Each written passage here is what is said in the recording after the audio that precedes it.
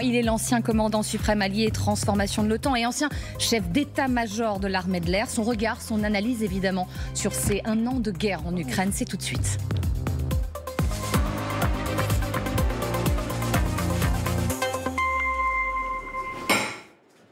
Général Jean-Paul Paloméros, bonjour. Bonjour. Et merci beaucoup d'avoir accepté notre invitation ce matin. C'est 1 an de guerre, on en parlait, on en parle toute la journée aujourd'hui sur l'antenne de LCI. 1 an que l'Ukraine a été envahie par la Russie, opération militaire spéciale annoncée par Vladimir Poutine. Vous souvenez-vous de ce matin de février 2022, ce 24 février, qu'avez-vous ressenti à l'époque, vous en tant que militaire, quand vous avez entendu ces mots ? Un espoir déçu. On vivait un peu d'espoir depuis la fin de la guerre froide. Et puis, il y avait eu évidemment l'annexion de la Crimée. Il y avait eu la Géorgie aussi avant. Et on se disait, non, il n'ira pas. Ça va continuer. Il y avait les accords de Minsk qui étaient plus ou moins. Et puis là, tout s'écroule. Enfin, tout s'écroule. La guerre est lancée. Donc, primo, les services américains, les services de renseignement américains nous avaient avertis. Ils avaient vu juste. Ils avaient vu juste cette fois-ci. Et puis, surtout, on avait une peur que cette Ukraine qui s'était renforcée, mais qui était malgré tout fragile, ne tombe sous cette masse de l'armée rouge. Et on s'est rendu compte assez rapidement, d'abord que les masques tombaient parce que Vladimir Poutine n'avait pas besoin de prétexte pour envahir l'Ukraine. Il avait évoqué l'OTAN qui l'aurait envahi, etc. Non, tout ça c'était du bluff, c'est de la propagande. D'ailleurs, c'est une guerre de désinformation depuis le départ. Absolument, on y reviendra. Mais d'ailleurs, vous parlez, c'est cette expression d'espoir déçu. On se souvient notamment de dirigeants européens, Emmanuel Macron en tête, qui s'était rendu sur place au début du mois de février. On pouvait espérer à ce moment-là que l'histoire se retourne ou... Il faut tout oser pour la paix. Donc oui, il fallait à la fois espérer, mais aussi se préparer. C'est peut-être ça le point un peu faible, c'est-à-dire on a bien senti que dès le début de la guerre, que les Ukrainiens ne gagneraient pas tout seuls, même si dans un premier temps, ils ont résisté seuls face à l'adversité, face à l'armée rouge. C'était exceptionnel, c'était inattendu. Et elle a surpris, cette armée ukrainienne. Volodymyr Zelensky à sa tête en tant que chef de guerre, on y reviendra, mais juste ce matin, ce petit matin du 24 février 2022, il est avant 6 heures. Vladimir Poutine prononce ces mots. L'objectif est une démilitarisation, une dénazification de l'Ukraine. Son narratif qu'il a imposé désormais depuis 1 an, vous écoutez ce discours et vous vous dites... On est parti pour des mois, ou vous vous dites que ça peut être une guerre éclair. Quel est votre sentiment il y a 1 an tout pile ? Je suis un peu partagé. Dans le fond, je pense que l'Ukraine a peu de chances de résister. D'un autre côté, je sais que les Ukrainiens, et en particulier depuis 2014, depuis qu'il y a eu un partenariat avec les pays occidentaux, ont considérablement amélioré leur capacité militaire. Ils sont intégrés, ils ont formé du personnel. Mais est-ce que ça sera, et c'est la grande question que je me pose, est-ce que ça sera suffisant face à la grande puissance de l'armée rouge ? Heureusement, on découvre que la stratégie russe n'est pas bonne. Et là, on est surpris. Mais vous faisiez donc partie de ceux qui disaient, comme dans de grandes chancelleries occidentales, qu'en 72 heures, Kiev pourrait être renversé. C'était tout à fait possible. C'était possible. C'était possible. Le rapport de force était tel que, avec une stratégie mise en place correcte, et on ne voyait pas bien au départ quelle était... Les buts, l'objectif était très clair, la neutralisation, le pouvoir, donc on voyait bien que Kiev était un peu le centre de gravité de l'affaire, mais c'était tellement dispersé comme effort qu'on a fini par douter un petit peu, et effectivement l'histoire nous a montré qu'il y avait de quoi douter. On reviendra évidemment sur cette résistance ukrainienne, sur la figure aussi de Volodymyr Zelensky. Revenons d'abord à l'actualité de la nuit notamment, avec ce qui s'est déroulé à l'Assemblée générale de l'ONU à New York, avec cette résolution qui a recueilli 141 votes en sa faveur, exigeant un retrait immédiat des troupes russes. avec des abstentions notables aussi, celle de la Chine, et on reviendra sur le sens de cette abstention. Mais d'abord, aux téléspectateurs qui nous regardent, quelle est la valeur d'une telle résolution ? Est-ce qu'on est dans une diplomatie incantatoire qui souhaite et qui demande un retrait immédiat, mais ce retrait immédiat n'aura pas lieu ? Les Nations Unies, ça reste une institution qui a été créée après la Deuxième Guerre mondiale et qui, malgré ses limites, prouve aussi tout l'intérêt qu'il y a à rassembler ces pays et à les faire parler et à les faire échanger. Ce n'est pas seulement une valeur symbolique ? Non, je ne crois pas. Quand on a 141 pays qui condamnent, ça veut dire qu'il y a quand même une écrasante majorité. On peut parler de ceux qui ne condamnent pas, c'est sûr, mais parlons de ceux qui condamnent. Et c'est sur cette majorité qu'il faut capitaliser. Et il faut aller voir pourquoi ceux qui s'abstiennent. Il faut essayer de trouver cette voie. Il n'y aura pas un consensus au Conseil de sécurité, puisque de toute façon, on a et la Russie et la Chine qui sont membres permanents avec un droit de veto. Donc, ce n'est pas ça qu'on cherche. Ce qu'on cherche, c'est que cette guerre devienne de plus en plus inacceptable pour le monde entier, pour différentes raisons. Et condamnée par le plus grand nombre. Voilà. Beaucoup de papiers, beaucoup d'analyses disent que finalement, c'est un nouvel ordre mondial qui s'est établi aussi avec cette guerre en Ukraine. Et c'est ce que dévoile ce type de vote et de résolution. C'est un peu la question, c'est est-ce qu'on laisse un nouvel ordre mondial s'installer par la force, ou est-ce qu'on essaye de rétablir un ordre mondial qui soit régi par des règles telles qu'elles ont été issues de la Deuxième Guerre mondiale. C'est ça, hein, c'est l'héritage de la Deuxième Guerre mondiale qui est en jeu aujourd'hui. On avait pensé que la fin de la guerre froide avait résolu une partie du problème, mais finalement, voilà, les vieux démons reviennent à la surface et on est reparti malheureusement pour cet affrontement. Général Paloméros, on parlait de cette abstention, de ces abstentions notables. On retient évidemment celle de la Chine. La Chine qui souhaite vraisemblablement jouer un nouveau rôle, celle de médiateur. On reviendra sur ce plan de paix en 12 points un peu nébuleux. Et dans le même temps, la Chine propose d'armer la Russie, et notamment, selon des médias allemands, on parle de drones, production de drones kamikazes à grande échelle. Quel jeu joue la Chine aujourd'hui ? Votre regard ? Elle joue son propre jeu. Elle joue le jeu d'une Chine qui veut monter en puissance, qui monte en puissance dans tous les domaines, et en particulier dans le domaine militaire, et qui veut prendre toute sa place à l'échelle internationale, au niveau international. Mais c'est un jeu à la fois trouble et dangereux, je trouve. Alors, évidemment, en toile de fond, il y a l'opposition entre les États-Unis et la Chine qui va marquer notre siècle. C'est déjà le cas.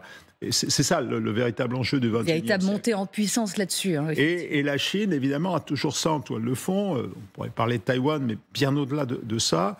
Et ne veut pas se dissocier de la Russie parce que ça serait finalement aller dans le sens des intérêts des États-Unis. Donc ce choc-là, il faut s'y faire. Et pour l'Europe, c'est un sujet extrêmement important. Ce choc-là, il est là, il va rester. Donc, charge à nous, Européens, de trouver notre place. Il se murmure d'ailleurs que le président Emmanuel Macron pourrait se rendre en Chine au début du mois d'avril. Une telle visite pourrait aussi avoir des conséquences...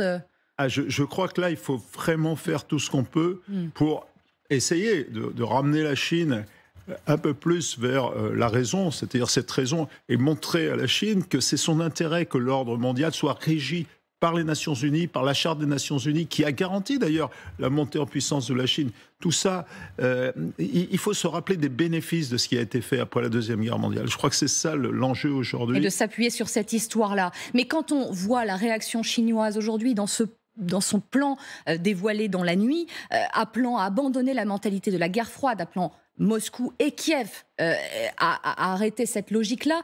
Et en même temps, je le disais, ces plans pour armer la Russie. Et une véritable contradiction sur le papier, en tout cas. Vous, militaires, peut-être, vous verrez plus de subtilité, mais... Non, c'est de la subtilité. On voit bien que la Chine suit une voie étroite, à la fois d'équilibriste, parce qu'elle a intérêt quand même à ce que les affaires du monde fonctionnent. C'est son intérêt économique, même si elle a un gros marché interne. Elle a intérêt à ce que la paix règne, et elle a prôné d'ailleurs un ordre mondial plus équilibré, multipolaire. Donc, une partie du sujet, c'est, bien sûr, les Européens, et l'autre partie du sujet, c'est est-ce que les États-Unis et la Chine vont se mettre autour de la table pour vraiment réfléchir ensemble à l'avenir, parce que sinon, on va dans un choc frontal. Et là, il va y avoir des morts au sens propre, et au sens figuré, peut-être même au sens propre. Donc, c'est ça l'enjeu. Général Palomero, ce 24 février 2022, 24 février 2023, un an de guerre. Volodymyr Zelensky, cette nuit, ce matin très tôt, s'est exprimé avec ces mots: nous ferons tout pour remporter la victoire cette année. Les mots aujourd'hui du président ukrainien. Nous sommes toute la journée, cette antenne consacrée à ces un an de guerre en Ukraine, très présent d'ailleurs sur le terrain. Que dites-vous de ce chef d'État muet en chef de guerre, devenu aussi roi de la communication, parce qu'elle fait partie de cette guerre, la communication. Votre regard sur cet homme aujourd'hui? Moi, je suis même très admiratif, parce que les grands hommes, les grandes femmes se révèlent devant l'adversité, dans la crise, dans le conflit. Et là, Zelensky, qui avait été élu pour remettre un petit peu son pays sur les rails, en particulier vis-à-vis de la corruption, s'est révélé effectivement un chef de guerre. Comme quoi, les valeurs fondamentales d'un homme ou d'une femme ne dépendent pas forcément ni de son éducation, ni de son cursus. Et il a su donner à l'Ukraine cet élan et aller surtout chercher le soutien des pays occidentaux, essentiellement motivés. On a vu le nombre d'interventions qu'il a fait. Il nous a mis devant nos responsabilités. Parfois d'une manière assez rude. En mettant la pression sur ses alliés. C'est la survie de son pays qui est en jeu. Il est responsable des millions d'Ukrainiens. Il est responsable de la souveraineté de son pays. Il faut se mettre à sa place. Imaginons le général de Gaulle face à ses responsabilités.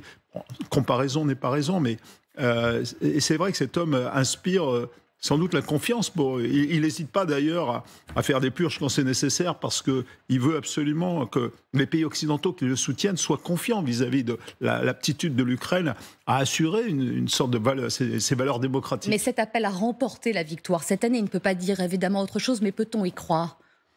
Il faut y croire.